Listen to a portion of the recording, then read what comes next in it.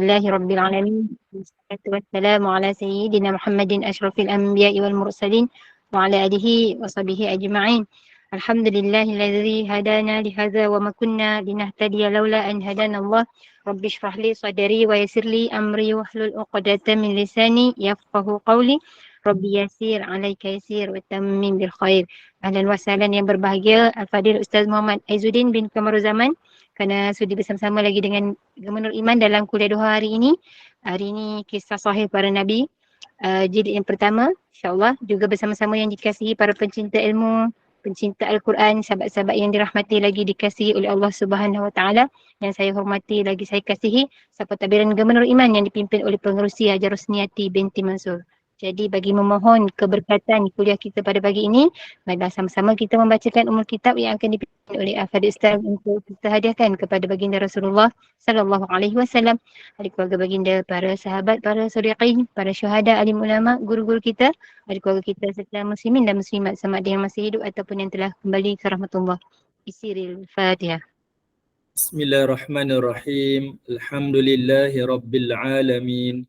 Ar-Rahmanir-Rahim. Maliki yaumiddin. Iyyaka na'budu wa iyyaka nasta'in. Ihdinas siratal mustaqim. Siratal ladzina an'amta 'alaihim ghairil maghdubi 'alaihim waladdallin. Amin. Amin ya Rabbal Alamin. Moga dengan istiqamahnya kita duduk dalam halaqah ilmu ini, Allah kurniakan kefahaman, Allah tingkatkan iman, Allah tambahkan rasa kecintaan kita kepada baginda Rasulullah sallallahu alaihi wasallam. Tanpa membuang masa lagi, saya dengan penuh ta'zim menyerahkan kepada Al-Fadhil Ustaz. Falyatafaddal mashkura Ustaz. Baik, bismillahirrahmanirrahim. Assalamualaikum warahmatullahi wabarakatuh. Alhamdulillahi rabbil alamin. Nahmaduhu wa nasta'inuhu wa nastaghfiruh. Wa na'udzu billahi min syururi anfusina wa min sayyiati a'malina. Man yahdihillahu fala mudilla lahu wa man yudlil fala hadiya lahu. Asyhadu an la ilaha illallah wahdahu la syarika lah wa asyhadu anna Muhammadan abduhu wa rasuluh. Amma ba'. Alhamdulillah. Pertamanya kita syukur pada Allah Subhanahu wa taala di atas kesempatan yang Allah izinkan kepada kita pada pagi ini untuk sama-sama kita berada di dalam halaqah ilmu. Semoga Allah Subhanahu wa taala melimpahkan kebaikan, kerahmatan, ketenangan dan juga keberkatan dalam kehidupan kita.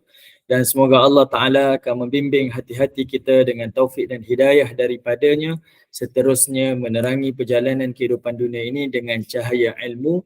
Dan semoga Allah Ta'ala berikan kita kefahaman dan kekuatan untuk beramal dengan apa yang kita ketahui, insya-Allah.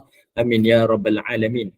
Baik, ibu-ibu yang dirahmati oleh Allah Subhanahu wa taala, insya-Allah untuk hari ini perbincangan kita adalah berkaitan tentang ibu dan ayah kita, iaitu Adam dan juga Hawa.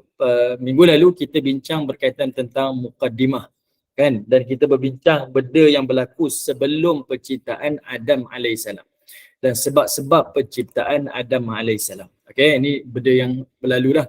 Hari ini kita berbincang berkaitan tentang Adam dan juga Hawa, dan menjadi apakah sebab punca mereka dikeluarkan daripada syurga Allah Subhanahu wa taala.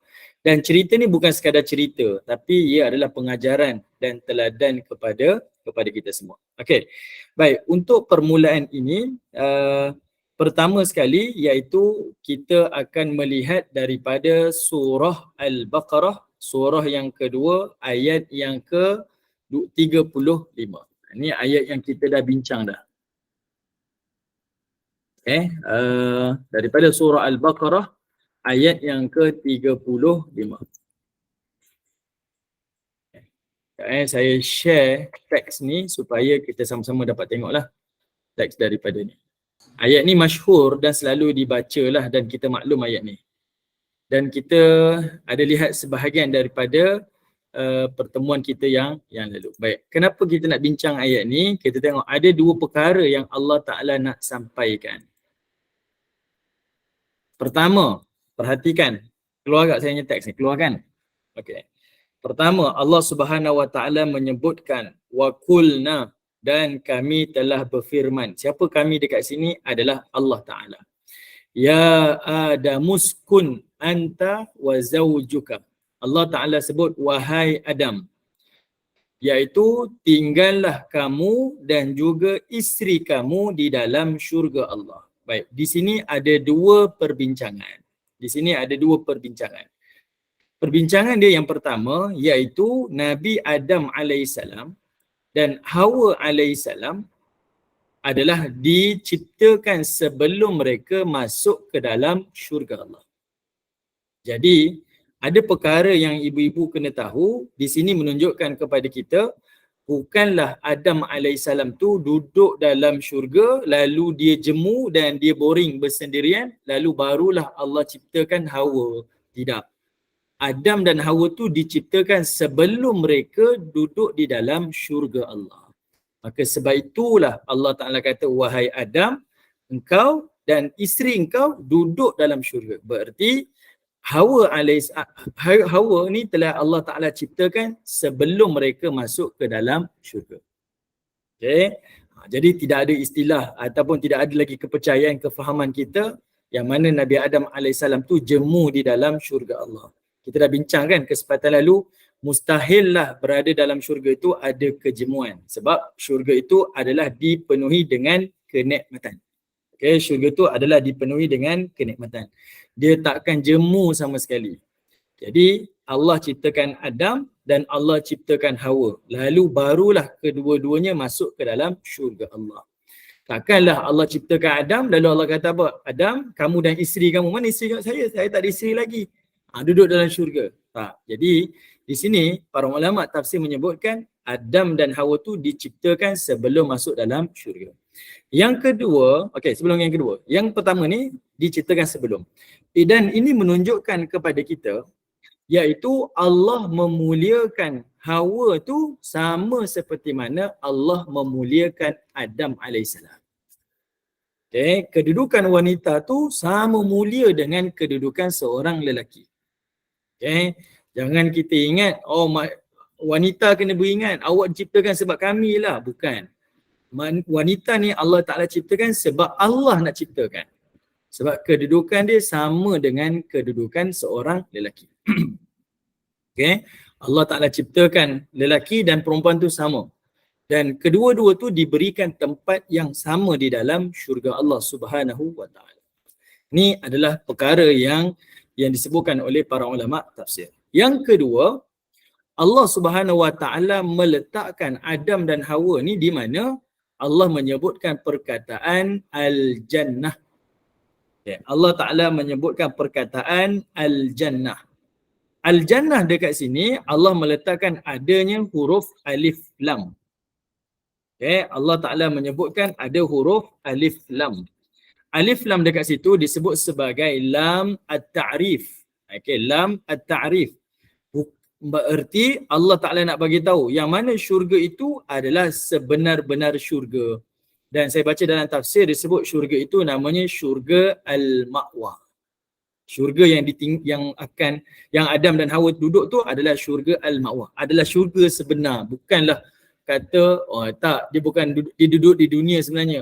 Tak, dia duduk di sekian tempat tapi bukan syurga. Tidak. Tetapi duduk di dalam syurga. Adanya Alif Lam. Kita sebut Alif Lam Ma'rifah. Kata nama khas. Maksudnya memang betul-betul adalah syurga Allah Subhanahu wa Ta'ala. Lalu Allah pesan, wa kula minha ragadan haitsu syi'tuma. Dan kata Allah Ta'ala, dan kamu berdua makanlah apa makanan yang ada dalam syurga ni sepuas-puasnya apa yang kamu nak.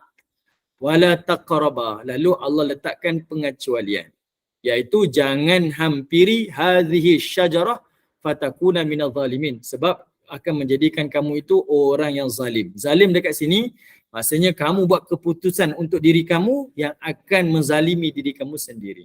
Baik, di sini Allah tak sebut pun pokok tu namanya pokok khuldi. Allah tak sebut pokok khuldi. Allah menamakan hanya sebagai asyajarah, pokok yang telah ditentukan. Kata nama khas, Alif Lam Ma'rifah kat sini, ada Alif Lam. Pokok mana? Allah kata jangan hampiri pokok tersebut. Jangan hampiri. Dan perintah itu adalah kepada Adam dan juga Hawa. Sebab Allah gunakan perkataan wala taqraba. Kamu berdua jangan dekati pada pokok tersebut. Mana datang pokok khuldi? Tak ada istilah pokok khuldi. kita istilahkan sebagai pokok larangan. Okey. Baik, ibu-ibu dapat? Boleh ikuti? Dah. InsyaAllah Ustaz, boleh. Okey. Baik Okey. Alright. Ustaz, minta zoom sikit lagi Ustaz. Slide. Terima kasih. Okey, baik, sama-sama. Okey, yang ni saya tak nak share dulu. Okey. Kita hold dulu. Okey. Itu yang pertama. Yang kedua, kita pergi kepada surah An-Nisa. Okay. Saya nak bawa kepada ibu-ibu dalil betapa mulianya kedudukan wanita. Okay. Dalil betapa mulianya kedudukan wanita. Perhatikan dekat sini. Allah Ta'ala mulakan surah An-Nisa. Surah An-Nisa, surah berkaitan tentang manusia. Surah berkaitan khusus tentang wanita. Allah nak cerita tentang wanita ni, Allah mulakan dengan perkataan apa? Ya ayyuhan nas, wahai manusia, secara umum seluruh manusia. Ittaqu rabbakumul ladzi khalaqakum min nafsin wahidah. Bertakwalah kamu kepada Allah Subhanahu wa taala yang telah menciptakan kamu daripada satu jasad. Maksudnya Hawa tu datang daripada Adam AS. Hawa tu datang daripada Adam AS. Kenapa Hawa tu Allah ciptakan datang daripada Adam? Apa yang Allah Ta'ala nak sampaikan? Hawa ni, nanti kita bincang. Minggu lalu kita bincang berkaitan dengan wanita tu diciptakan daripada tulang rusuk kan? Tu ada khilaf kat situ. Sekarang ni perkataan min nafsin wahid. Allah ciptakan Hawa daripada Adam. Sebenarnya mesej yang Allah Ta'ala nak bagi tahu, Allah muliakan wanita sama seperti mana Allah muliakan lelaki. Allah ciptakan wanita sama objektif, sama matlamat dengan seorang lelaki. Itu tanda Allah muliakan mereka. Okey. Sebab kedudukan tu sama antara lelaki dan juga wanita. Sebab surah ni adalah bercerita tentang wanita kan. Jadi starting benda paling penting yang manusia kena tahu, kalau kamu betul-betul bertakwa kepada Allah, dialah Allah yang jadikan kamu ni, siapa? Wanita itu datang daripada satu, iaitu datang daripada Adam. Menunjukkan kemuliaan, kebersamaan dan kesamaan. Jadi tidak ada istilah boleh manipulate lah wanita. Wanita ni kita boleh ni. Sebab apa? Lelaki lebih. Allah Ta'ala letakkan kedudukan lelaki ni ada tempat-tempatnya. Tapi dari sudut umum, wanita dan lelaki sama. Benda ni asas dalam penciptaan manusia. Supaya manusia tahu kedudukan setiap orang tu di posisi yang tepat. Okay? Sebab itu Allah sebut perkataan min nafsin wahidah. Dekat sini ada khilaf yang kita kata daripada tulang rusuk tu nanti kita bincang lepas ni. Tapi yang pertama ibu-ibu kena tahu, Allah ciptakan wanita dan lelaki tu sama. Sebab itu disebut min nafsin wahidah. Kemuliaan dia sama. Wa khalaqa minha zawjaha. Dan Allah Ta'ala menjadikan daripada Adam itu adanya pasangan iaitu Hawa. Wa batha minhuma rijalan katsira wa nisaa. Dan Allah membiarkan daripada lelaki dan perempuan itu, Adam dan Hawa itu adanya zuriat-zuriat keturunan mereka yang banyak. Wattaqullah, bertakwalah kepada Allah, allazi tasaaluna bihi wal arham. Dan bertakwalah kamu kepada Allah yang meminta dengan menyebut-nyebut namanya dan yang memelihara hubungan silaturahim kaum kerabatnya. Innallaha kana alaikum raqiba. Kerana Allah Ta'ala sentiasa mengawasi kamu semua. Okay. Jadi di sini menunjukkan kepada kita, sebelum Allah Ta'ala nak bincang berkaitan dengan Hawa ni, Allah Ta'ala sebut Hawa itu Allah berikan kepada mereka kemuliaan. Allah berikan kepada Hawa itu adalah kemuliaan sama seperti kemuliaan Adam AS. Wanita ada fungsi dia, lelaki ada fungsi. Dan kita saling memerlukan dan tidak ada kelebihan di antara kita. Lelaki ada kelemahan, wanita akan mengisinya. Wanita ada kelemahan dan lelaki ada mengisinya. Kerana apa? Hari ni ada orang bercerita tentang kita kata woman power dan sebagainya lah. Kita ada wanita yang paling berkuasa lah, lebih hebat lah dan sebagainya. Sehingga kita merendah-rendahkan kaum lelaki, salah. Okay? Bahkan hari ini pula di konten-konten media sosial kita dah menjadi kebanggaan pula. Lelaki takut pada isteri kerana dijadikan sebagai bahan konten. Bangga sangat, saya pun tak tahu apa yang nak dibanggakan. Lelaki takut pada isteri, bahkan jadikan bahan lucu. Lelaki tak pandai pergi pasar, tak tahu apa itu, dan isteri tak malu untuk ceritakan keburukan. Tak, ini bukan agama kita. Agama meletakkan setiap lelaki dan perempuan ada kedudukannya dan ada kemuliaan dia. Dua-dua mulia. Okay? Yang penting kita kena fahami, lelaki perlukan wanita, wanita perlukan lelaki. Sebab ada orang berjuang hak asasi wanita, pinggirkan lelaki. Kita tak perlukan lelaki, kita power. Salah. Okay, tak. Sebab itu kita kena kembali kepada penciptaan asal kita daripada datuk dan juga nenek kita, iaitu Adam dan juga Hawa. Okey, sekarang kita berbincang berkaitan tentang hadis baginda Nabi SAW. Bagaimana hadis Nabi berkaitan tentang wanita yang disebutkan sebagai daripada tulang rusuk ni. Okey, kita tengok minggu lepas kita dah bincang berkaitan tentang wanita daripada tulang rusuk. Nabi SAW sebut dalam hadis riwayat Al-Bukhari. Hadis ni masyhur, saya tak dapat share lah teks hadis ni. Apa dia? Kata Nabi SAW, istausu bin nisa'i khairan. Sampaikanlah pesan-pesan baik ni pada wanita. Fa innal mar'ata khuliqat min dil'in, kata Nabi. Kerana sesungguhnya wanita itu diciptakan daripada dil'. Dil' ni iaitu tulang rusuk. Wa inna a'waja syai'in fi dil'in a'la. Dan tulang rusuk itu adalah tulang yang paling bengkok dan tulang yang berada di tulang rusuk yang paling atas. Dia yang paling kecil dan paling bengkok. Fa in dhahabta taqimu. Kalau kamu cuba luruskan dia, kasartah, dia akan patah. Wa in taraktah lam yazal a'waj. Dan kalau engkau membiarkannya, maka dia akan terus membengkok, kekal bengkok macam biasa. Fastausu bin nisa'i khairan. Maka sampaikanlah pesan ini kepada kaum wanita. Okey, apa yang Nabi nak sampaikan di sini? Di sini ada dua pandangan. Ibu-ibu dengar sungguh ni. Ni cerita tentang ibu-ibu ni. Okey, dan kena faham apa yang nak disampaikan di dalam hadis ni. Baik, hadis yang pertama kita tengok. Hadis daripada Syarah Ibnu Hajar dalam kitab Fathul Bari. Dia cerita apa? Sebenarnya tentang tulang rusuk ni, wanita ni Allah ciptakan daripada tulang rusuk, dia bukanlah perkara yang sebenar. Dia bukan perkara yang sebenar. Dia adalah sebagai satu perumpamaan. Ini kena ingat. Dia hanyalah sebagai satu perumpamaan. Kerana apa? Kata Ibnu Hajar, dia adalah berkaitan tentang hukum talak. Hukum talak, hukum cerai di dalam perkahwinan.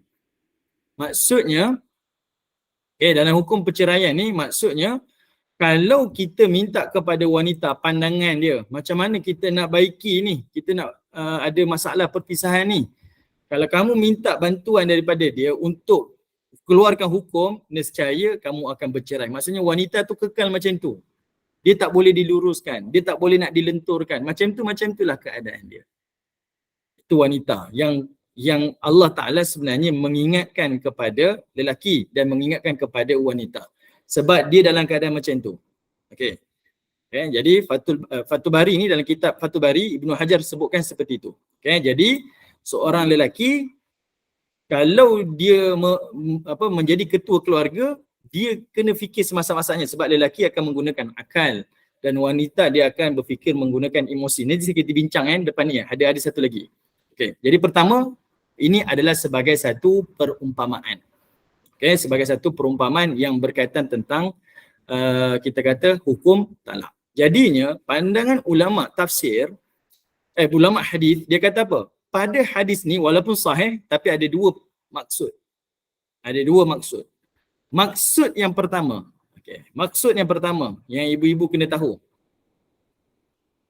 Maksud yang pertama iaitu ulama hadis bersetuju mengatakan betul wanita itu datang daripada rusuk. Maksudnya, betul ke yang hadis ni maksudnya wanita tu daripada dilik, daripada tulang rusuk lelaki? Sebahagian ulama tafsir yang pertama bersetuju. Dia kata betul. Memang iaitu wanita itu datang daripada tulang rusuk lelaki. Itu pandangan pertama. Selesai.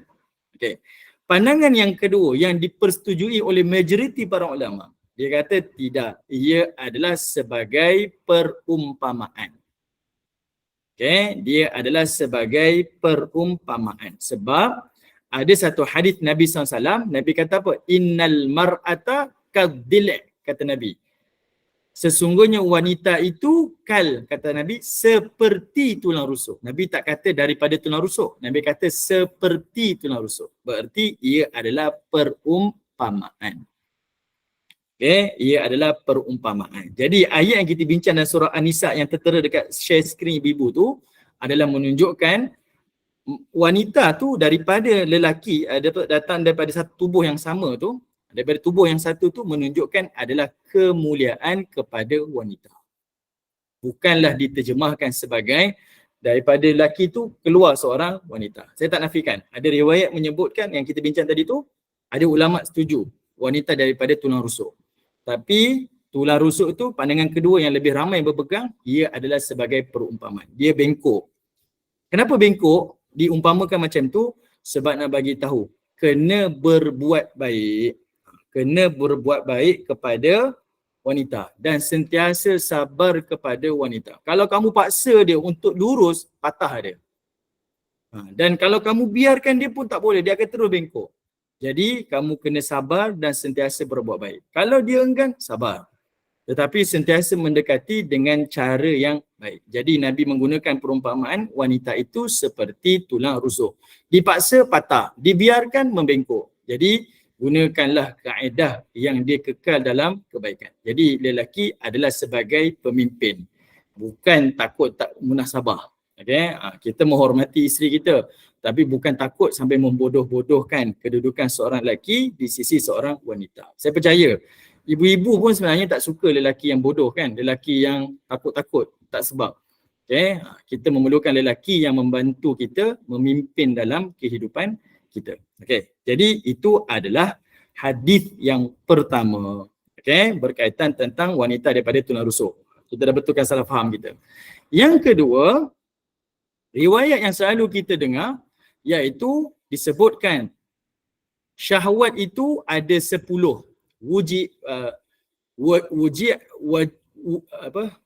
Waju'ilatil syahwat ala asyaratil ajza'. Diciptakan syahwat itu, nafsu tu ada 10. Waju'ilat tis'atu ajza' minha fin nisa. Disebutkan 9 daripada syahwat itu pada wanita. Wa wahidatun fi rijal. Dan satunya daripada lelaki. Ini adalah riwayat yang mungkar, tak betul. Okay, itu adalah riwayat yang mungkar, tak betul. Okay, tidak ada lagi orang gunakan perempuan ni ada 9 nafsu, ada lelaki ada 1 nafsu. Tak ada, ini tak boleh jadikan sebagai hujah. Okay? Ustaz, itu cuma hujah orang-orang awam yang mereka-reka kan? Betul, dia reka-reka. Adalah beberapa pandangan, dia kata cerita tentang Hasan al-Basri dan juga Rabi'atul Adawiyah, seorang wanita sufi. Kalau kita tengok dalam riwayat tu memang ada sebut dalam kitab. Tapi kalau kita kaji, Hasan al-Basri ni dengan Rabi'atul Adawiyah, dia tak bertembung zaman dia. Dia hanya bertembung pada tahun ke-100 Hijrah. Maksudnya kalau kalau Hasan al-Basri bertemu dengan Rabi'atul Adawiyah tu, dia hanya bertembung ketika mana usia Rabi'atul tu baru 10 tahun. Maksudnya kecil lagi, mustahil lah. Sebab ada cerita, Hasan al-Basri ni pernah minang Rabi'atul Adawiyah. Lalu Rabi'atul Adawiyah tanya dia, bukankah lelaki ni kata perempuan ada 9 nafsu, 1 akal, tapi yang pinang kamu, kenapa aku tak ada nafsu pada kamu? Kata, aku ada 9 nafsu. Contohlah, ada riwayat macam tu Tapi para ulama tolak riwayat tu. Sebab dari sudut usia zaman tu tak sama. Rabi'atul Adawiyah dengan Hasan al-Basri tu jauh usia dia. Umur dia 90 tahun, umur yang ini dalam 10 tahun. Maksudnya tua sangat dengan orang muda. Jadi riwayat itu ditolak. Dan hujah-hujah seperti ini kita tak benarkan disandarkan kepada agama.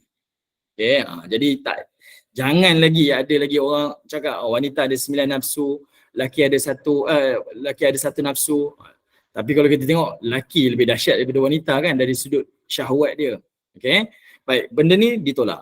Okey, benda ni tolak. Okey, sekarang ni apa yang kita kena betulkan? Yang perlu kita betulkan ada satu hadis yang sahih riwayat Al-Imam Bukhari. Okey, hadis ni yang selalu kita jadi salah faham. Yang Nabi kata wanita paling ramai dalam neraka. Wanita paling ramai dalam neraka. Baik, hadis ni sahih tapi cara faham tak sahih.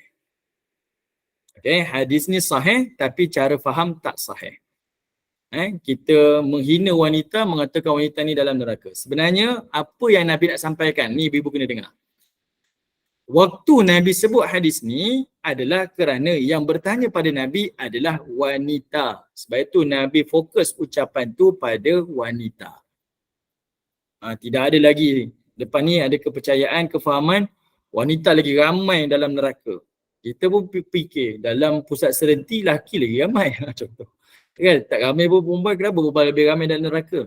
Sebab pertama kita kena faham hadis tu Nabi tengah bercakap dengan para wanita. Sebab itu dimulakan hadis tu dengan ya ma'syaran nisa. Nabi kata wahai sekalian wanita. Yang bertanya tu wanita. Jadi Nabi bercakap dengan wanita. Apa kata Nabi SAW? Kata Nabi SAW, wahai sekalian wanita, perbanyakkanlah bersedekah.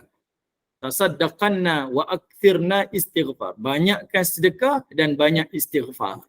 Nabi perintah pada wanita, banyakkan sedekah dan banyak istighfar.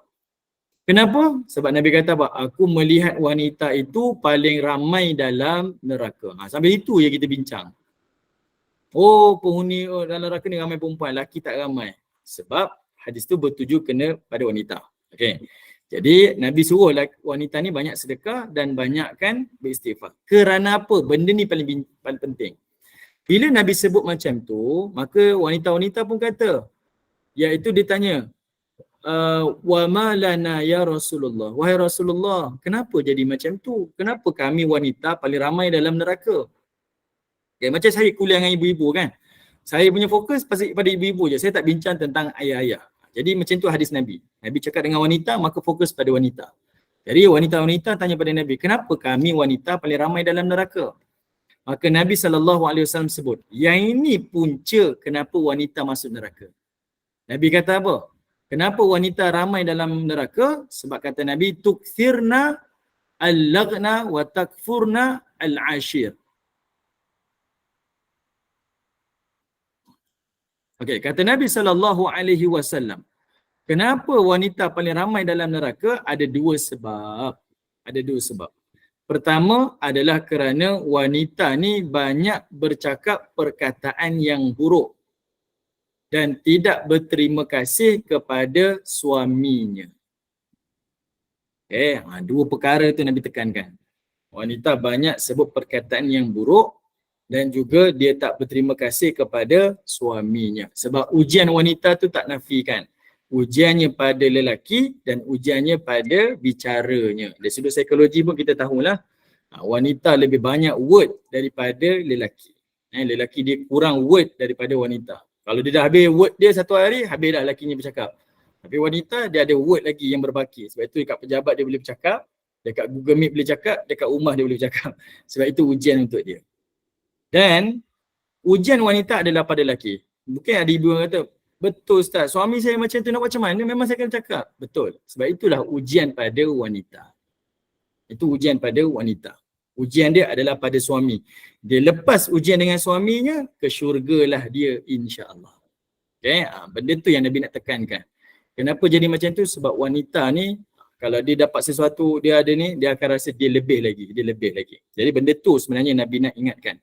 Okay, macam mana pun kedudukan kita, tinggi mana pun taraf kita, suami itu adalah asbab kita ke syurga Allah. Dan suami pun kena ingat, wanita tu pun adalah asbab dia ke syurga Allah. Kita bincang, tak ingatlah kuliah yang mana, saya sebutkan wanita ni ada 3 kedudukan yang mulia. Waktu dia jadi anak, dia menjadi asbab ayahnya ke syurga Allah. Okay, sebab Nabi sebut, siapa yang ada 3 anak perempuan, itu adalah sebab ayahnya ke syurga Allah. Sahabat Nabi kalau kata 2 orang, Nabi kata kalau 2 orang pun menjadi asbab dia ke syurga Allah. Ya Rasulullah, kalau seorang pun menjadi asbab dia masuk ke syurga Allah. Nampak? Nabi muliakan kedudukan wanita. Waktu dia jadi anak, dia menjadi sebab ayahnya masuk syurga. Waktu wanita jadi isteri kepada seorang lelaki, dia menyempurnakan sebahagian iman suaminya kepada Allah dan Rasul dia. Dan ketika wanita itu naik darjat menjadi ibu, maka dia adalah syurga kepada anak-anak dia. Okay? Itu kita tak nafikan. Ujian wanita pada suami, tapi suami kena ingat, wanita itu menyempurnakan iman dia. Maksudnya masing-masing ada hak. Isteri ada hak pada suami, suami ada hak pada isteri. Selalu kita ingat, suami ni saya pesan pada isteri, hak aku, engkau kena taat pada aku. Itu suami selalu cakap. Tapi suami terlupa. Isteri pun ada hak kepada suami, iaitu untuk dikasihi dan untuk disayangi. Okay? Jangan sampai wanita tu rasa sudut zahir dan batin dia tak dapat hak dia. Apa hak batin ni? Iaitu disayangi, diberikan kegembiraan, diberikan kasih sayang. Itu hak seorang wanita daripada suami dia. Saya dah berikan kepada awak ketaatan, awak kena balas balik dengan kasih sayang. Sebab ada suami yang dia nak ditaati, tetapi dia tak memberikan kasih sayang kepada pasangan dia. Yang ini pun adalah salah. Okey, baik. Yang kita nak sambung lagi. Lepas Nabi sebut tu, Nabi ada sebut satu ucapan. Kata Nabi SAW, dia kata apa? Wanita ni dia banyak bercakap benda yang buruk dan dia tak berterima kasih pada suami dia. Dan Nabi kata apa? Aku juga melihat wanita itu kurang daripada sudut akal dia dan kurang daripada sudut agama dia. Yang ini nak bincang ni, ibu-ibu mesti sensitif ni. Nabi sebut dalam hadis riwayat Al-Bukhari, Nabi kata wanita itu kurang dari sudut akal dan kurang dari sudut ilmu. Apa maksudnya ibu-ibu? Wanita kurang dari sudut akal dan kurang daripada ilmu. Sebab dia ada tempoh uzur tu Ustaz. Okey, baik. Sekarang ni kita tengok. Yang pertama, wanita kurang dari sudut akal. Dari sudut akal dekat sini bukan nak kata wanita tu pelupa atau wanita tu kurang bijak. Salah. Itu adalah tafsiran yang salah. Kurang akal ni menunjukkan wanita ni dia kurang bersosial seperti mana lelaki. Kalau kita tengok lelaki ni sama ada suami kita ataupun anak lelaki kita ni, dia suka keluar. Lelaki ni suka keluar. Sifat dia suka keluar. Sebab memang Allah ciptakan lelaki ni secara fitrah memang untuk keluar. Zaman dahulu lelaki ni fitrah dia adalah pergi berburu untuk dapatkan makanan untuk dibawa pulang. Itu sifat dia. Okay. Cuma hari ni lelaki tak boleh berburu dah. Tapi dia kena keluar bekerja. Ataupun kalau dia bekerja di rumah tangga, dia keluar untuk dia bersosial. Dia mungkin bersukan. Sebab apa? Itu sifat lelaki. Kalau tidak dia akan rasa tekanan. Itu benda psikologi yang kita kena faham. Ada beza di antara lelaki, ada beza di antara perempuan. Sebab itu kalau kita baca buku motivasi, dia ada kan, ada Mars, ada Venus kan. Lelaki ni daripada planet lain, perempuan ni daripada planet lain. Sebab itu lelaki kena faham wanita, wanita pun kena faham lelaki. Okay, psikologi itu tak sama. Wanita dia boleh stay dalam rumah ni lama-lama. Tapi lelaki tak boleh stay. Kita nampak dia steady di rumah, tapi sebenarnya dia tension. Kita tak tahu. Psikologi macam tu. Okay, lelaki ni dia memang keluar, dia mesti keluar. Okay, dia tak boleh stay dalam rumah. Okey, sekarang ni jadi yang Nabi kata wanita ni kurang akal kerana apa? Sebab penyaksian wanita ni dia tak boleh seorang. Dua saksi wanita adalah bersamaan dengan seorang saksi lelaki. Itu namanya kurang akal dekat situ. Bukan Nabi merendahkan, tapi Nabi nak bagi tahu. Penyaksian dua wanita bersama dengan seorang lelaki. Kalau wanita keluarkan satu penyaksian, dia kena sokong dengan satu lagi penyaksian daripada seorang wanita yang lain. Kenapa jadi macam tu? Sebab dari sudut psikologinya wanita ni dia tak bergaul. Sebab dia uruskan rumah tangga sahaja. Dan ini adalah bersifat setempat. Tapi dari sudut kepakaran dan kesamaan, kita tak nafi ayat tadi tu. Wanita sama mulia. Dan wanita kalau diberikan peluang, bahkan dia lebih berjaya. Negara kita pun jadi bukti. Banyak kita kata yang berhormat daripada kalangan wanita. Mereka lebih bekerja daripada lelaki. Kalau bagi peluang pada mereka, mereka buktikan mereka sama. Bahkan gubernur negara kita pun ada daripada kalangan wanita kan. Gubernur bank negara kita pun datang daripada wanita. Maksudnya dari sudut akal dia bijak. Cuma dari sudut yang Nabi sebut ni untuk beritahu secara fitrah umumnya wanita tak boleh macam tu. Sebab dia kurang bergaul. Sebab psikologinya wanita ni dia lebih bertenang dalam rumah.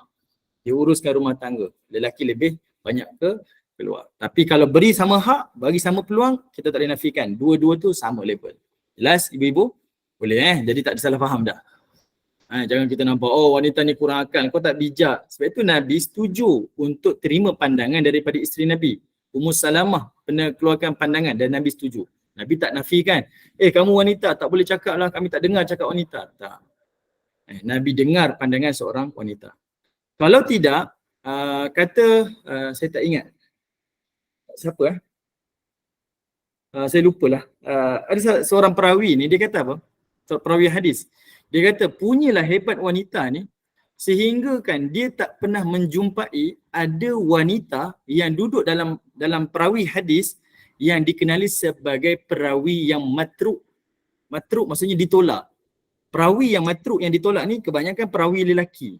Perawi perempuan dia tak pernah jumpa, dia kata.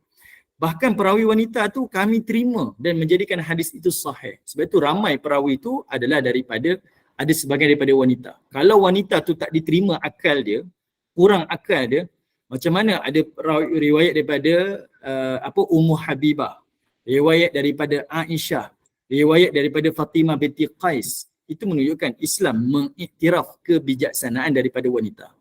Bahkan sebelum perang Jamal, yang memimpin tentera-tentera muslimin adalah Aisyah binti Abi Bakrin. Aisyah jadi ketua kumpulan. Dia pergi jumpa dengan raja untuk bincang. Siapa ketua dia? Aisyah.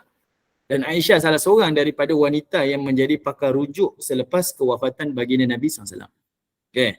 Jadi maksud wanita kurang akal itu dari sudut pergaulan dia, menyebabkan dia mungkin kurang mahir. Tapi kalau diberikan hak peluang sama, dia lebih sama taraf dengan lelaki.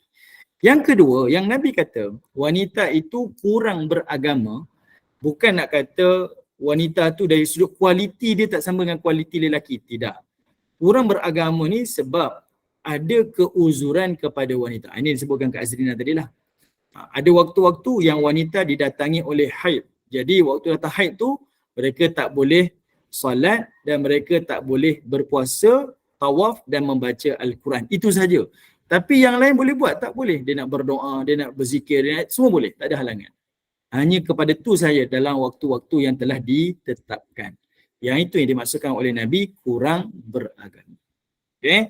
Tapi Nabi SAW sebutkan lepas tu. Nabi kata apa?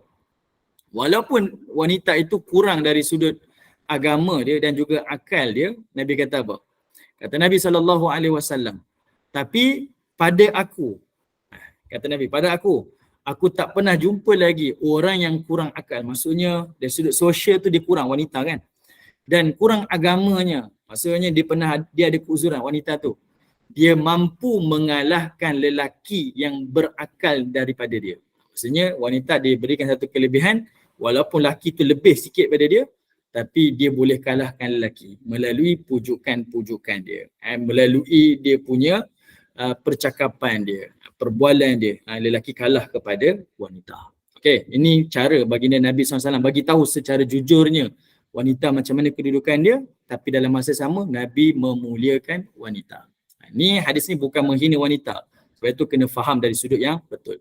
Sebab itu saya nak bawa apa kepada hadis ni ibu-ibu? Nak bagi tahu pada ibu-ibu, wanita tu sama mulia dengan lelaki. Sama mulia. Dia diciptakan nafsin wahidah daripada jiwa yang sama, diri yang sama, kedudukan yang sama. Okey, selesailah perbincangan berkaitan tentang itu. Sekarang kita nak bincang. Ada soalan tak? Ada soalan? Tak ada soalan, kita lanjutkan. Sekarang kita nak betulkan salah faham kita. Betul ke yang salah adalah Hawa yang menyebabkan Adam tu keluar daripada syurga? Okey, ini perbincangan dia. Kita tengok dekat mana? Ibu-ibu boleh tengok pada surah Taha. Okey, tengok dulu surah Taha.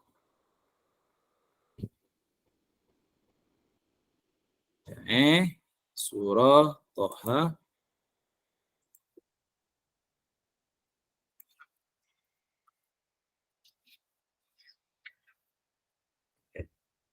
Terus pergi kepada ayat yang ke-118. Surah Taha, surah ke-20 ayat 118. Kalau dekat Quran muka surah apa ibu-ibu?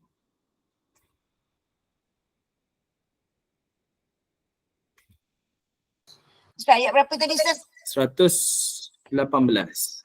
118 surah Surah Taha. Toha. 117 minta maaf. 117. Berada di muka surat Toha. Sekejap. Okey. Muka surat 320. Okey. Muka surat 320. Ya. Okey, ibu-ibu ada soalan ke? Tak ada soalan Boleh kita lanjutkan. Okey, sebelum ni ada faham tak apa yang saya sampaikan? Boleh? Setakat sekarang insyaAllah Okey. nampaklah yang perbezaannya kat mana, tapi tetap keadaannya sebenarnya sama insyaAllah. Okey, boleh Okey. Baik, sekarang ni kita tengok. Tadi kita dah bincang dah daripada surah Al-Baqarah tu, waktu sebelum Adam dan juga Hawa masuk, maka dipesan dah jangan hampiri pokok tu. Okey, sekarang kita nak bincang sikit berkaitan tentang siapa musuh sebenarnya. Adakah wanita menjadi punca kegagalan Adam ni untuk duduk dalam syurga? Jawapannya tidak. Musuh manusia dan punca Adam dan Hawa ni keluar bukan sebab Hawa yang selalu dibakulkan kesalahan tu pada wanita. Sebab perempuan lah jadi macam ni. Sebab perempuan lah. Kita dengar pun sakit hati kan. Kan? Lelaki kalau kita panggil dia lelaki kalau kita panggil dia apa lagi lelaki, apa selain daripada lelaki? Jantan, lagi apa? Tak ada, itu je. Jejaka. Lelaki okey je. Perkataan tu tak rasa kasar lah. Tapi kalau perempuan, wanita dipanggil perempuan. Perempuan ni dia rasa macam kasar, betul tak? Romeo ada Romeo. Lagi kasar kalau panggil betina Ustaz. Betina. Tapi lelaki okey je. Lelaki kalau sebut jantan okey, kalau sebut dia macam hero kan, betul? Romiang. Sabar Jintan. Okey.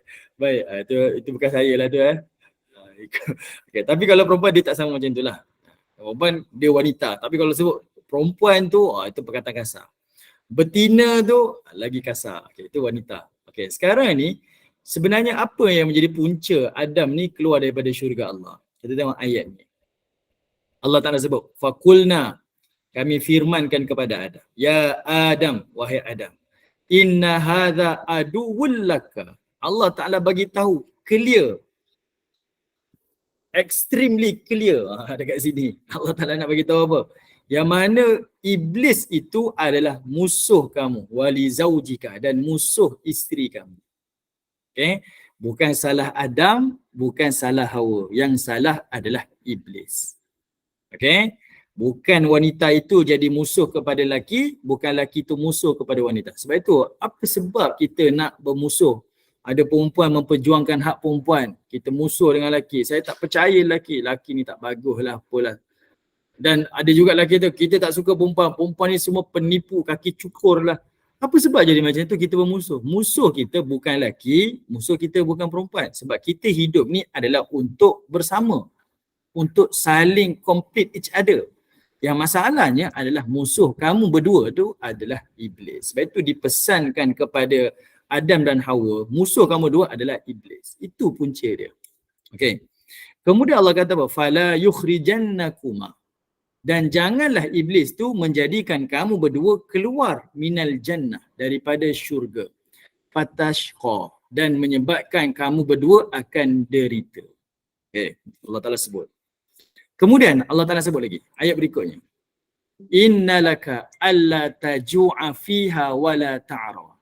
Kata Allah Subhanahu Wa Ta'ala, sesungguhnya telah dikurniakan kepada kamu berbagai nikmat. Ini menunjukkan dalam syurga tu, apa yang Adam nak dan Hawa nak semua dapat. Makanlah sepuas-puasnya. Alla tajuk, kamu tak akan lapar dalam syurga ni. Wala ta'ra, dan kamu tidak akan bertelanjang lah. Kamu komplit dengan pakaian, dengan kemewahan, kenikmatan di dalam syurga. Wa annaka la tazma'u fiha wa la tadha. Kata Allah, dan sesungguhnya engkau juga tidak akan dahaga dalam syurga dan engkau tidak akan merasa panasnya matahari. Tadha tu waktu duha lah. Waktu kita pagi tu kita rasa terik, panas tu tak akan rasa. Akan rasa setenang-tenangnya di dalam syurga Allah Subhanahu Wa Taala. Okey, sekarang ni Allah Taala sebut apa yang berlaku sebenarnya dalam syurga tu menyebabkan Nabi Adam dan Hawa ni dikeluarkan. Perhatikan dekat sini. Allah kata fawaswasa ilaihi syaitan. Maka syaitan itu telah waswasa. Waswas ni adalah membisikkan. Membisik-bisikkan. Sebab itu Allah Taala sebut qul a'udzu birabbin nas, malikin nas, ilahin nas, min syarril waswasil khannas. Syaitan ni ataupun iblis ni dia ada dua, dia punya kelebihan dia. Dua je function dia. Pertama sebagai al-waswasa. Al-waswas ni maksudnya orang yang membisik. Membisik macam mana? Dia membisik berulang-ulang. Berulang-ulang dia membisik. Dan dia membisik dengan PR. Bukan public relation PR tu adalah dengan pujuk dan rayu. Sebab itu kita tak salat, kita tak dengar kuliah, kita tak baca Quran. Belum ada lagi syaitan ataupun orang cakap, saya tadi kena ugut dengan iblis lah. Tadi saya nak baca Quran, iblis datang dia kata, kau baca Quran, aku nak cekik. Tak ada. Hanya membisik sahaja, menjadikan kita kalah. Okay? Tadi macam nak buka laptop, nak tengok kuliah. Terbuka handphone dah main Facebook pula. Dah main TikTok pula. Saya lupa, minta maaf. Syaitan hanya membisik. Kepakaran dia Allah beri pada dia al-waswasa. Dia hanya membisik. Tapi bisik dia bukan sekali. Dia bisik berulang-ulang kali. Sebab itu kita tengok ibadah ni tujuan dia untuk kita jadi baik. Ibadah yang kita buat ni untuk kita jadi baik. Tapi iblis ni membisik pada kita bukan menjadikan kita ni berhenti beribadah. Tak. Dia suruh kita beribadah. Tapi dia menjadikan kita merasa lebih baik. Ada beza kan ibu-ibu? Sepatutnya beribadah ni menjadikan kita baik. Tapi datang iblis, dia suruh kita beribadah untuk rasa lebih baik. Benda yang sama. Tapi perasaan tu dah tak sama. Sebab waswasa. Kedua, iblis ni kerjanya sebagai al-khannas. Al-khannas. Kalau kita baca dalam surah An-Nas, al-khannas tu artinya adalah tenggelam timbul. Tenggelam timbul. Sebab iblis ni ataupun syaitan ni dia berada dalam darah setiap anak Adam ni. Dan dia akan timbul, dia akan membesar. Iblis ni ataupun syaitan ni adalah waktu kalau kita melupakan Allah Ta'ala. Waktu kita lupa Allah Ta'ala, dia membesar. Dia akan kontrol kita, kawal kita. Tapi bila kita ingat Allah Ta'ala, maka dia akan tenggelam. Dia akan menyorok lah. Dan dia tak berani untuk apa-apakan kita. Sebab itu kita boleh tengok. Saya pernah sebut satu contoh ni. Kita kalau ingat Allah, nampak duit RM1 pun kita tak sanggup ambil. Nak ambil kita rasa takut, ya Allah, macam dihempap gunung yang besar. Sebab kita main kata dosa besar. RM1 nak ambil. Kita jumpa RM1 nak ambil, tak boleh ni bukan harta saya ni. Saya tak boleh ambil. Tapi ada orang, dia 1 juta dia makan duit haram, dia tak rasa apa-apa. Kan? 1 juta dia makan duit haram, dia tak rasa apa-apa pun. Kes bunuh dahulu di Malaysia tergempar, kes Mona Fendi. Kita ni nak rotan anak pun kita rasa sedih. Nak pukul orang pun kita rasa tak tergamak. Tapi Mona Fendi dia boleh kerat orang sikit-sikit kan. Sikit potong-potong. Kita fikir saya nak gunting jari pun fikir panjang. Tengok berdarah pun kita dah pitam dah. Dia boleh potong sikit-sikit dia cincang-cincang lalu dibunuh. Kenapa manusia jadi macam tu? Ada waktu dia tergamak buat benda yang luar daripada kawalan dia. Dia boleh sembelih kepala bapak dia. Pegang kepala bapak ni bawa pergi dekat tempat lain. Kan ada kes hari tu kan. Anak dalam luar pertimbangan kan. Hilang kewarasan dia. Dia boleh sembelih pegang kepala bapak ni bawa. Kepala bapak dia pergi mana entah dia buang kat tempat lain. Tubuh tinggal tempat lain. Sebab apa jadi macam tu? Bila manusia tak ingat Allah Ta'ala, lupa untuk mengingati Allah, syaitan akan timbul. Dia akan menguasai kita. Tapi bila kita mengingati Allah, syaitan akan tenggelam. Kenapa Allah jadikan macam ni? Ini sebagai ujian kepada kita semua. Ini ujian kepada kita. Jadi Allah sebut, musuh kamu syaitan. Dialah yang waswasa. Dialah yang membisik-bisik kepada kamu. Okey, siapa yang tanya soalan ni? Admin. Siapa Kak Intan ya? Ya, saya. Ya Kak. Kalau kita selalu salahkan syaitan, maknanya kita membesarkan dia ke? Betul. Di dalam hadis Nabi SAW. Okay. ada satu waktu tu ada sahabat Nabi SAW tengah membonceng haiwan dengan Nabi SAW. Lalu kaki haiwan tunggangan tu terpelecok. Dia pun kutuk syaitan. Nabi kata jangan sebut macam tu. Jangan kutuk syaitan, tapi banyakkan berzikir kepada Allah Ta'ala. Sebab bila kamu salahkan dia jadi besar. Okay? Dia jadi besar. Sepatutnya kamu kena bertasbih kepada Allah supaya dia jadi kecil dan dia jadi hanya seperti lalat sahaja. Nabi sebut dalam hadis. Itu menunjukkan kepada kita, jangan tu salahkan setan. Oh, setan salah. Tak. Kita banyak mengingati Allah Subhanahu Wa Ta'ala. Okay? Tak elok pun sebenarnya dari sudut psikologi pun kita duk menyalahkan orang lain. Sepatutnya bila nampak kesalahan tu kembali pada kita. Ingat balik, oh benda ni kena diperbaiki macam ni. Kalau tidak, kita tak belajar sesuatu. Bila berlaku salah ni. Macam kita lah ibu bapa kan. Anak jatuh, kita tak cakap hati-hati. Kita salahkan batu tu. Batu ni, biar mak pukul batu ni. Anak tak belajar sesuatu pun. Anak akan rasa dia betul, yang salah batu. Nanti dia dah besar, yang salah orang lain. Dia sentiasa betul. Itu salah. Sepatutnya bila dia melakukan kesalahan, jangan salahkan pada orang lain. Tapi salahkan diri sendiri dan belajar daripada kesalahan. Itu dari psikologi lah. Itu sebenarnya yang nak disampaikan. Okey, baik, kita tengok dekat sini. Syaitan ni dia akan bisik kepada Adam. Apa dia kata? Qala ya Adam. Dengan berkata, syaitan berkata, iblis kata, wahai Adam, hal adulluka ala syajaratil khuld. Dia kata, nak tak, adakah kamu nak adulluka, aku tunjukkan kepada kamu ala syajaratil khuld. Ada satu pokok namanya pokok al-khuld. Pokok khuldi itu bukan ucapan Allah. Allah sebut tadi perkataan pokok je. Kan jangan wala taqraba hadhihi syajarah. Allah kata jangan hampiri pokok tu. Allah sebut pokok. Yang nama pokok khuldi itu adalah datang daripada perkataan iblis. Dia menjadikan nama tu sebagai pesona. Sebab pokok khuldi, al-khuldi ni artinya yang kekal selama-lamanya. Sebab itu kita baca Quran, kita kata apa? Khalidina fiha. Siapa masuk syurga, dia kekal selamanya. Khalidi. Kan kita baca khalidi. Kekal selama-lamanya. Jadi didatangkan persona, yang ini adalah pokok khuldi. Siapa yang makan pokok ni, buah dia kekal selama-lamanya. Ada riwayat kata apa? Nabi Adam AS sebenarnya keinginan dia untuk kekal di dalam syurga tu lama. Dia nak kekal dalam syurga, dia nak jadi malaikat. Ini ada beberapa pandangan lah. Kita tak bincang lah pandangan-pandangan ni. Jadi bila dia nak makan tu, dia mengharapkan dia dapat kekal dalam syurga Allah. Dia tergoda dengan bisikan syaitan. Imam Qurtubi kata apa? Masa Allah larang tu, Allah hanya memakruhkan. Allah bukan mengharamkan. Ini banyak pandangan lah. Tapi yang dekat sini yang penting ibu, syaitan ni pertama yang dia buat adalah dia menjadikan nama tu pesona. Sebab itu hari ni kita tengok arak, kalau kita kata ni arak ni, haram ni, orang tak minum lah. Tapi hari ni orang telah tukar macam-macam nama, macam-macam pesona. Orang datangkan iklan-iklan, package-package yang nampakkan dia gah, nampakkan dia special, nampakkan dia istimewa, arak. Okay.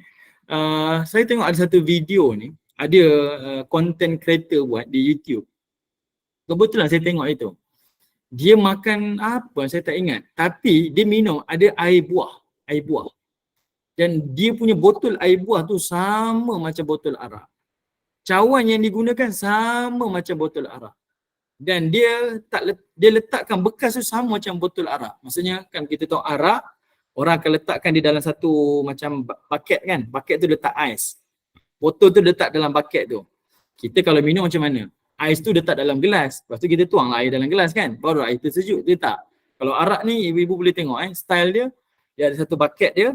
Dalam tu ada ais. Lalu dia letak satu botol dalam bucket tu. Kan? Dia buat sama juga macam tu. Ini semuanya benda yang membawa kepada normalisasi kan budaya tu. Sepatutnya kita bila tengok benda tu kita sensitif. Tak boleh ni. Ini benda haram. Tak boleh. Kita tak boleh. Tapi dia jadikan benda tu normal. Benda biasa. Supaya apa? Akan datang hanya tukar air je. Betul? Hari ni kalau kita tengok benda macam tu kita sensitif. Ini tak boleh ni macam arak ni. Tak nak lah. Kita jadi waspada kan. Tapi bayangkan kalau kita dah biasa. Kita dah biasa buat macam tu. Orang tak nampak benda sensitif dah. Tinggal kerja mereka nanti hanya masukkan sahaja. Tukar air daripada air yang halal diminum jadi air yang haram untuk diminum. Faham Okey. Baik. Ini antaralah. Jadi kita betul. Iblis punya cara, dia datangkan persona pada nama tu. Jadi kau orang terpesona. Okey. Baik. Kemudian. Wa mulkin la yabla. Dan dia berikan satu harapan palsu. Janji-janji palsu. Dia kata apa? Kalau kau minum ni, wa mulkin la yabla. Engkau punya kuasa tu tak akan hilang selamanya. Dia ada bagi dua janji palsu. Iaitu hidup kekal selamanya dalam syurga. Sebab itu namanya pokok khuldi. Yang kedua, dia akan, kuasa dia takkan lenyap.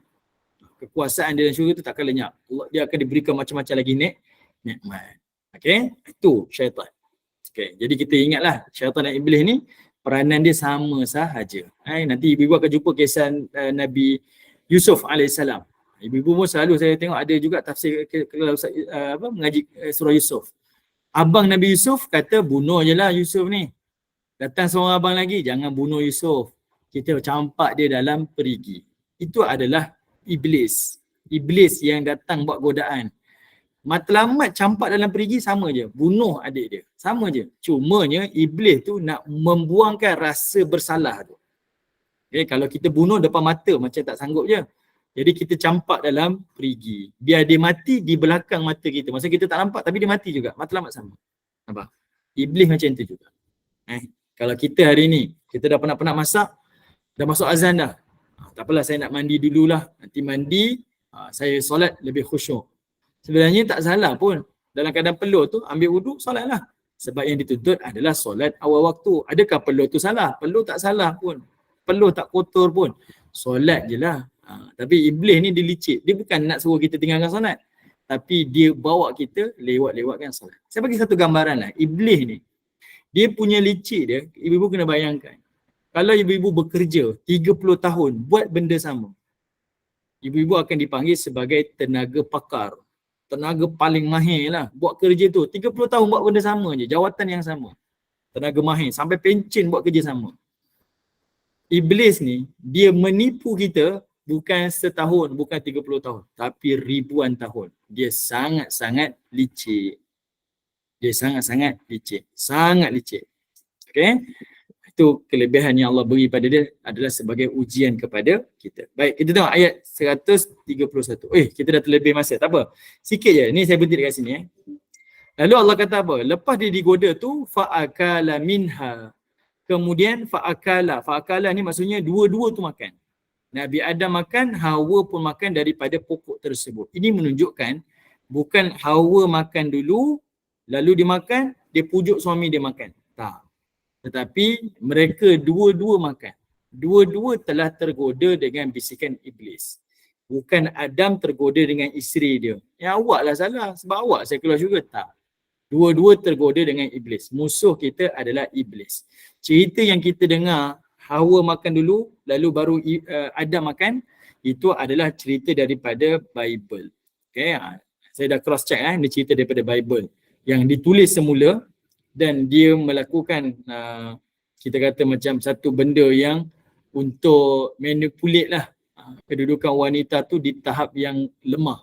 Hina lah dari sudut akal dia, dari sudut pujuk rayu dia, menjadikan lelaki ni macam tu. Dia menghina wanita. Tapi Islam tak macam tu. Sebab tu ibu boleh tengok teks ayat ni, yang makan dua-dua. Allah tak kata pun Hawa makan lalu pujuk Adam AS. Okay.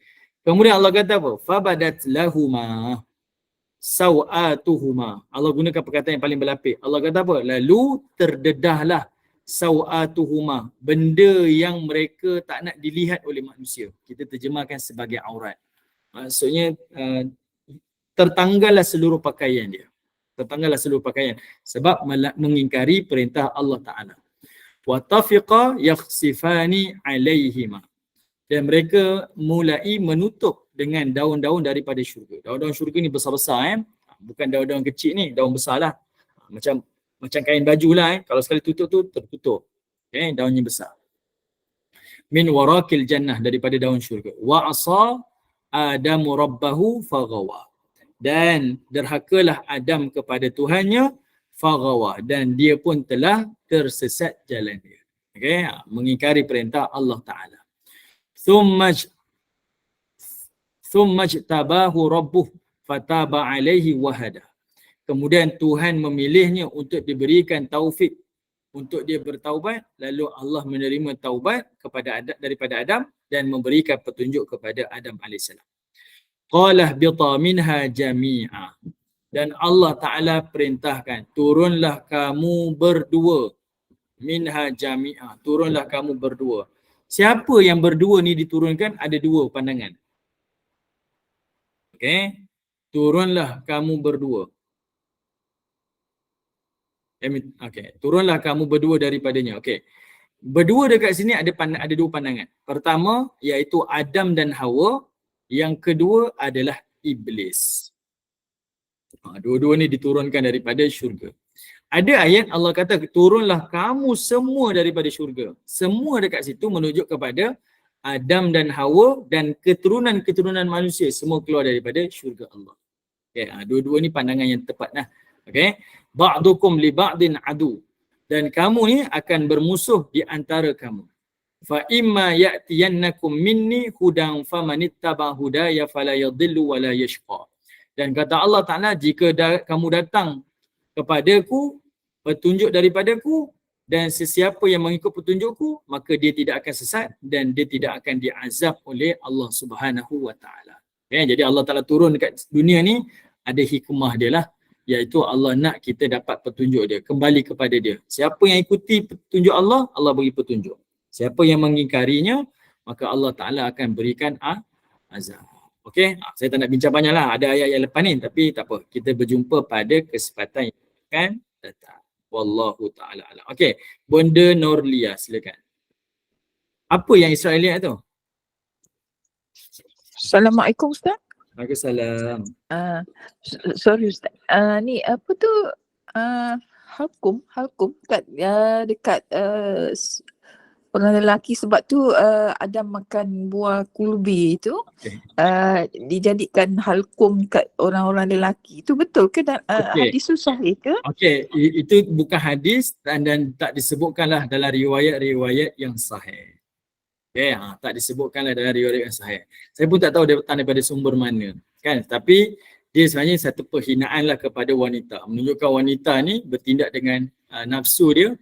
Saya minta maksud dia makan 2 biji, jadilah yang seperti itu. Dan lelaki ni makan 1 biji, jadilah buah halkum dia, dekat dia punya leher dia. Ini tak ada sumber pun, tak ada nas yang membiarkan. Pandangan tu tak betul. Satu lagi Ustaz. Kalau bulan puasa, setan iblis semua dirantai. Tapi kita tetap buat benda yang kalau dikatakan betul dengan bisikan syaitan, tapi bulan Ramadan tu semuanya dirantai. Macam mana kita masih buat? Tu bisikan dari mana pula tu Ustaz kalau bukan syaitan dan iblis? Okey, baik. Dekat sini ada beberapa pandangan lah. Ada beberapa pandangan. Pandangan pertama berkaitan tentang syaitan dan juga iblis. Okay, iblis dan juga syaitan. Sebenarnya ada pandangan kata, ya memang syaitan yang diikat tu. Syaitan tu yang diikat. Maksudnya makhluk tu lah, syaitan tu diikat. Dan kita ni bebas daripada tu.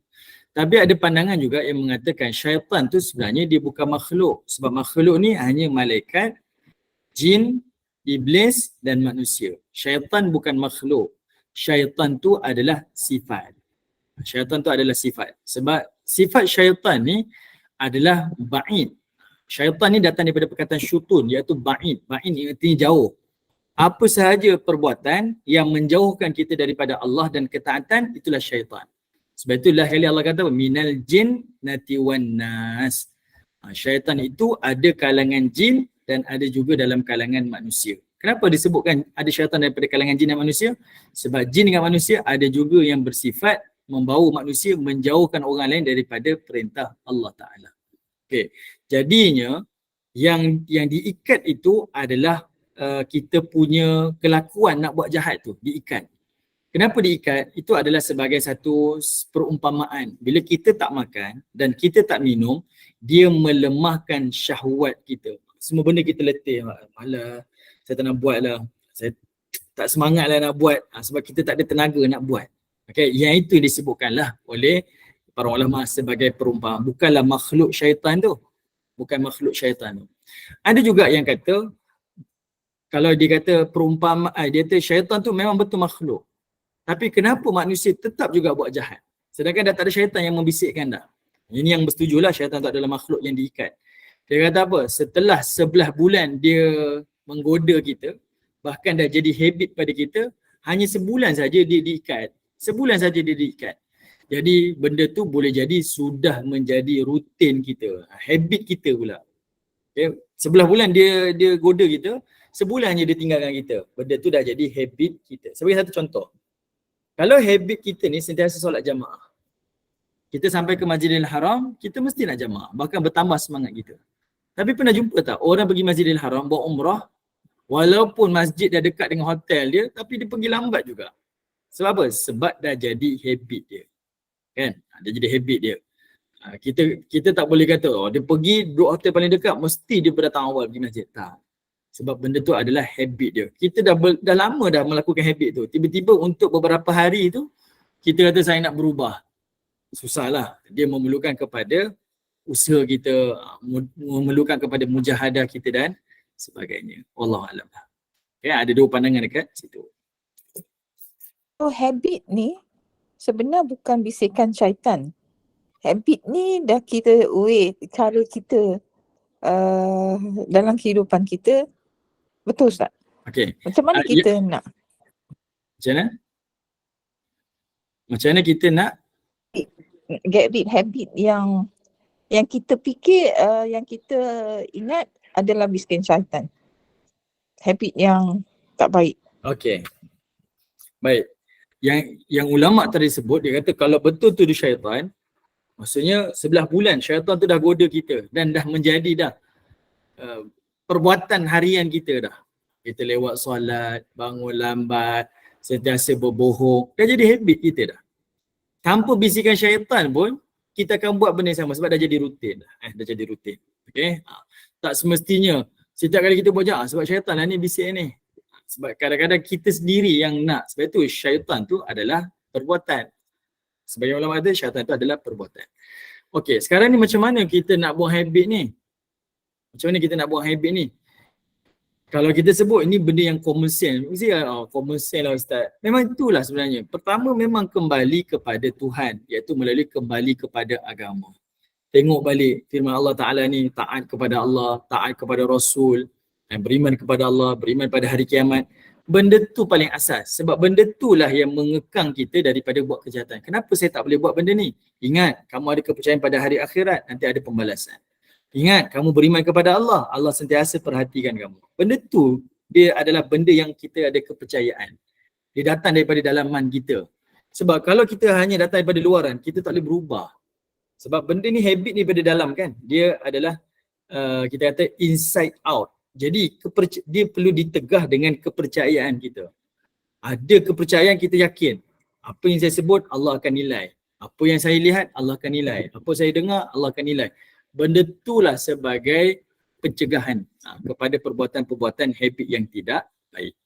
Okay? Nampak macam common sense. Tapi itulah sebenarnya penawar yang Allah Ta'ala nak sampaikan. Kalau tidak, kenapa di dalam Quran ni setiap kali Allah cerita tentang dosa ataupun maksiat, ibu-ibu boleh tengok pattern Quran selepas tu mesti Allah cerita tentang hari akhirat. Sebab dia berkaitan tentang kepercayaan kita.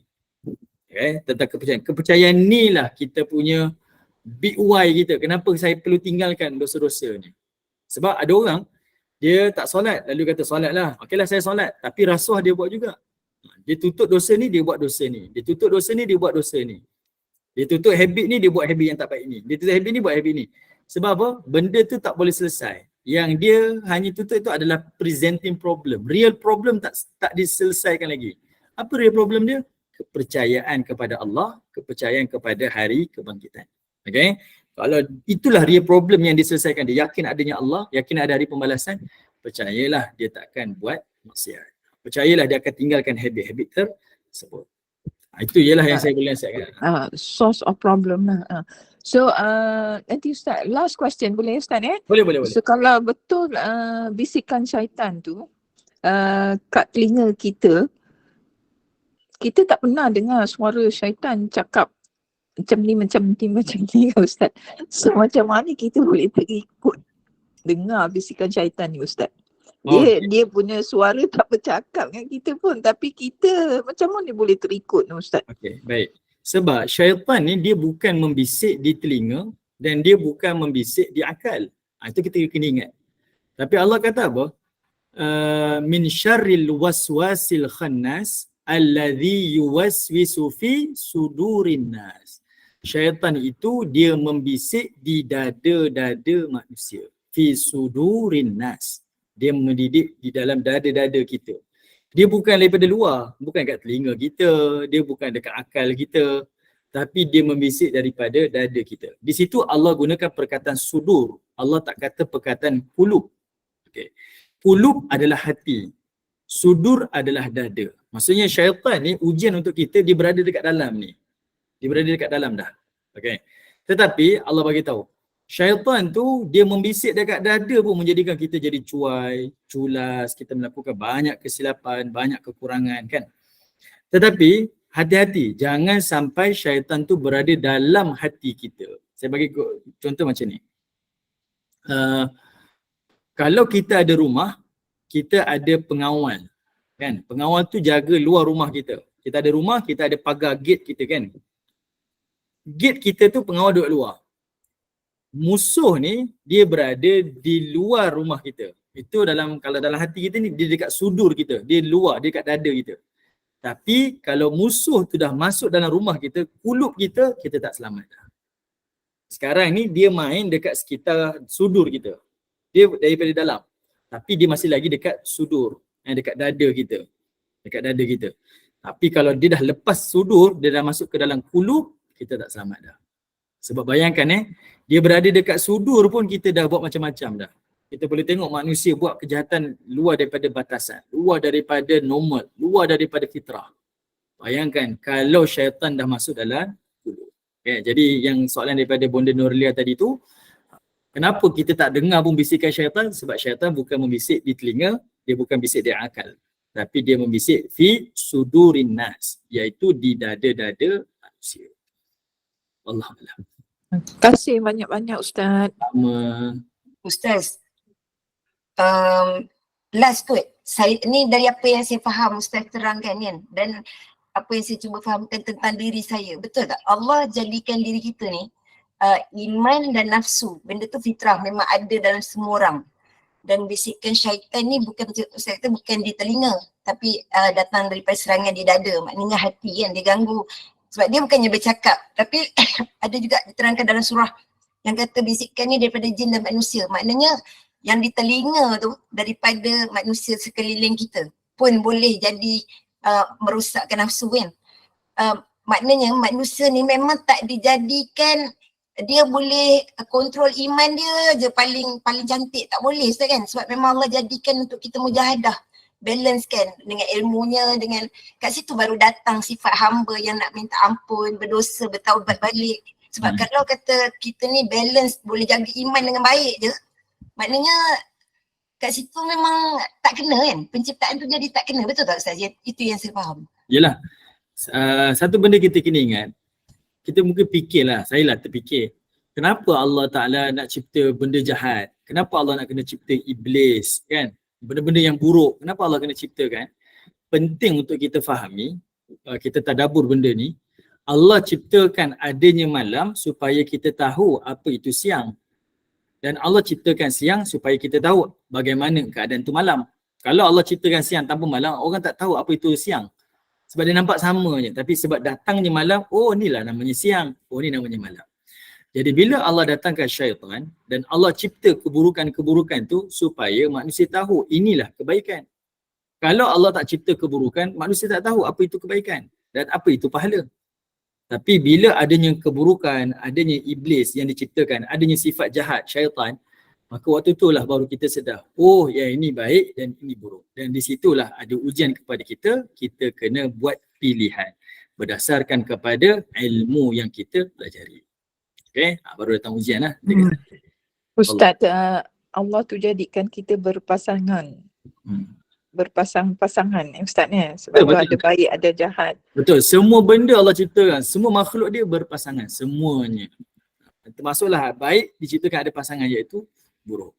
Laki ada perempuan, siang ada malam, ayam positif, ayam negatif. Kecil, besar, panjang, pendek, semuanya dalam keadaan berpasangan. Wallahualam. Terima kasih Kak Azrina menambah-nambah lagi kefahaman kita. Ustaz, ni Bonda N tanya dekat chat. Betul ke Ustaz syaitan ada dalam, betul lah. Betul. Syaitan tu ada di dalam saluran darah kita. Memang lalu. Sebab dalam hadis yang sahih. Dan sahabat dan Nabi pun bagi tahu, aku pun ada. Tapi Allah Ta'ala telah bersihkan mereka semualah. Dalam saluran darah Nabi pun ada. Tapi Allah Ta'ala telah keluarkan. Okay? Alhamdulillah, ada soalan lagi ke? Kalau tak ada nak tutup. Ya Allah, lajak masa kan, Masya Allah. Okay, Alhamdulillah, barakallahu fikum, jazakumullah khairan jazak Ustaz. Beberapa pengajaran yang dapat kita ambil daripada kisah hari ini, bahawasanya ada hikmah yang terkandung dalam perintah-perintah dan larangan-larangan dari Allah Subhanahu Wa Taala. Bahawasanya manusia ni mempunyai beberapa kelemahan, seperti kadang terlalai, lupa, khilaf, sehingga terperangkap ke dalam tipu daya iblis, dan terjadilah pelanggaran pertama yang dilakukan oleh manusia terhadap larangan Allah Subhanahu Wa Taala. Yang pasti syaitan itu adalah musuh yang nyata bagi kita. Moga kita sentiasa terhindar dari bisikan dan godaan iblis, syaitan laknatullah.